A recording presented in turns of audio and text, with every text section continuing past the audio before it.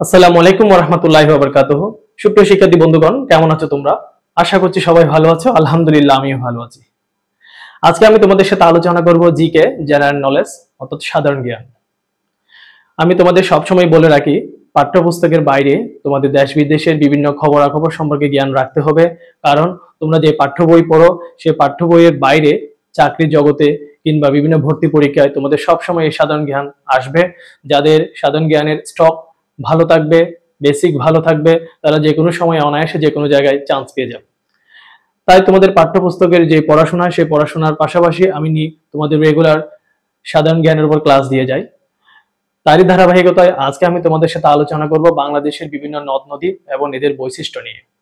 এই সমস্ত নদীগুলো কেন বিখ্যাত সে বিষয়ে আজকে তোমাদের সাথে আলোচনা করব। আলোচনার শুরুতেই বলে রাখি, যারা যারা আমার চ্যানেলটা এখনো সাবস্ক্রাইব করোনি দয়া করে সাবস্ক্রাইব করে দাও।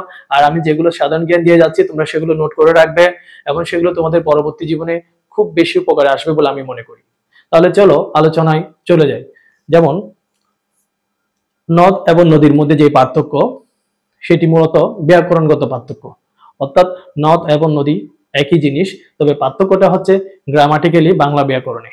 অর্থাৎ যে শব্দগুলোর শেষে অকারান্ত সেগুলো হলো নদ, আর যেগুলো কোনো শাখা নদী থাকে না সেগুলো নদ। আর নদী হলো যেগুলো শেষে আকার থাকবে, আকারান্ত, রস্যিকার কিংবা দীর্ঘিকারান্ত, সেগুলো হলো নদী। এখন আসো নদী কি। দেখো, নদী হলো মিষ্টি জলের একটি প্রাকৃতিক জলধারা, যা সুউচ্চ ভূমি থেকে প্রবাহিত হয়ে সাগর, মহাসাগর, হ্রদ বা অন্য কোনো জলাশয়ে মিলিত হয়। নদী কি?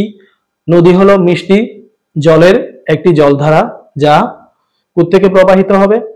উচ্চভূমি থেকে প্রবাহিত হয়ে সাগর, মহাসাগর, হ্রদ কিংবা অন্য কোনো জলাশয়ে মিলিত হবে, তা হলো নদী। নদী এবং নদ মূলত একই অর্থ, কিন্তু পার্থক্য হলো ব্যাকরণগত। একটা পুরুষবাচক আর একটা স্ত্রীবাচক। যেমন দেখো, যেসব জল প্রবাহের কোনো শাখা নদী থাকে না তাদেরকে নদ বলা হয়।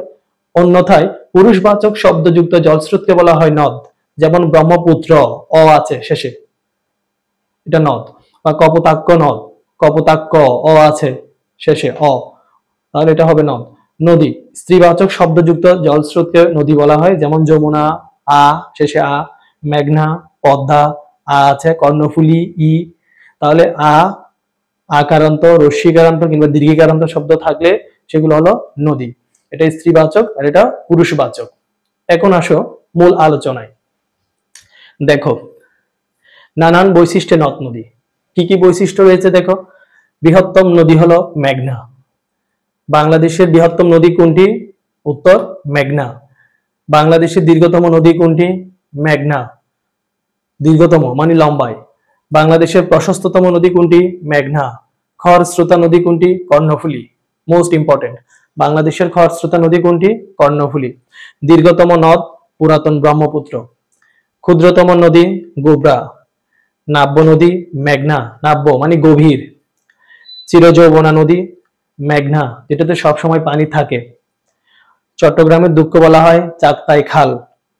ঢাকার দুঃখ বুড়িগঙ্গা। কুমিল্লার দুঃখ গোমতী নদী।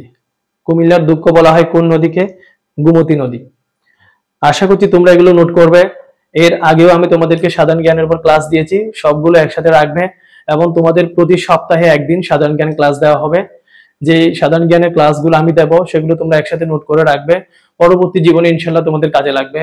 কারণ আমার অনেক স্টুডেন্ট যারা আমার এই পরামর্শ শুনেছিল, তারা আজকে বিভিন্ন মেডিকেল থেকে শুরু করে বিভিন্ন ভার্সিটি লেভেলে তারা পড়াশোনা করছে, কারণ তাদের পাঠ্যপুস্তকের বাইরে তাদের এই জ্ঞানটা তারা স্কুল লাইফ থেকে সমৃদ্ধ করেছিল বলেই তারা সাকসেস। ইনশাল্লাহ আমি আশা করছি তোমরা যারা আমার ক্লাসগুলো দেখো তারা সাধারণ জ্ঞানের যেই ক্লাসগুলো আমি দিয়ে থাকি সেগুলো সব একসাথে নোট করে রাখবে। তোমরা অন্যান্য সাধারণ জ্ঞান পড়বে, সাধারণ জ্ঞানের প্রতি তোমরা উদ্বুদ্ধ হবে। এই জন্য তোমাদের উদ্দেশ্যে আমার এই ক্লাস। কারণ তোমাদের পাঠ্যপুস্তকের যে জ্ঞান, সেই জ্ঞানটি সীমিত। সেখানে না থেকে তোমরা নিয়মিত নিউজ পেপার পড়বে, কারেন্ট ওয়ার্ল্ড, কারেন্ট অ্যাফেয়ার্স এগুলো পড়বে, বিভিন্ন চাকরির ক্ষেত্রে কি কি প্রশ্ন এসেছে সেগুলো দেখবে, নিউজ দেখবে। তাহলে তোমরা আলোকিত মানুষ হতে পারবে, তোমাদের জ্ঞান সমৃদ্ধ হবে। আশা করছি তোমরা আমার কথা বুঝতে পেরেছো। যাদের আমার এই ক্লাসটি ভালো লাগে তারা লাইক, কমেন্ট, শেয়ার করবে। তোমরা আমাকে উৎসাহিত করলে, ইন্সপায়ার করলে আমি বেশি ইন্সপায়ার হব এবং আমি আরো বেশি ক্লাস দেওয়ার চেষ্টা করব। যারা যারা আমার চ্যানেলটি সাবস্ক্রাইব করনি সাবস্ক্রাইব করে দেবে। সবাই ভালো থাকবে, সুস্থ থাকবে। আসসালামু আলাইকুম।